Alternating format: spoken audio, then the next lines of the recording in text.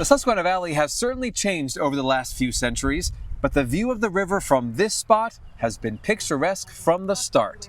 This is the land, the earth, the water that I'm made of. It's very important to me that we're taking care of it, that we're honoring it, that we're telling respectful stories about it.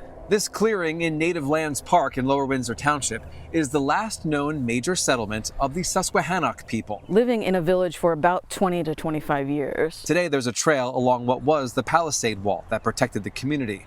The path is open to anyone who wants to walk it and imagine what was. I hope they think about really the beauty of the space that we're in and the life that lives here and how we can and have lived with it together. The Susquehannock may have been the first to live here, but we know they were not the last. Fur traders encountered them on their travels on the river, and more settlers followed as they saw what the land had to offer. If settlers were not in conversation with Susquehannocks, we're not trading with them, didn't know about the abundance of resources that they were able to gain from this area, would they have known to travel in this direction? The Susquehannock eventually moved south, and a series of settler families made their homes on this land. The people in this cemetery include Jacob Dritt's wife Elizabeth, as well as several of their children and grandchildren. The Dritt family history is here for you to explore too.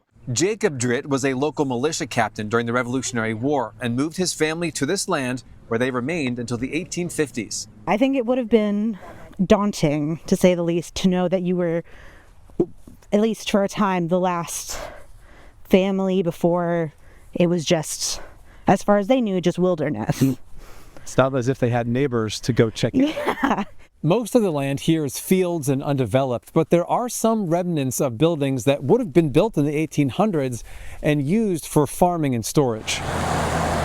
The house where the Dritts lived, though, is still here and restored. It's now called the Zimmerman Center and is managed by Susquehanna Heritage. It's at the entrance to Native Lands Park, and it brings the story of the land to present time, centuries of history. Everything about this location is important to why it became so sought after and so developed for every culture that lived here. Exploring outdoors in York County, Matt Barquero, WGAL News 8. If you would like to take a walk around Native Lands Park, there are self-guided tour maps at the start of the trail at the Zimmerman Center along Long Level Road. Tomorrow, Matt will take us to Christiana Resistance in Lancaster County, the site of what some historians consider the actual start of the Civil War.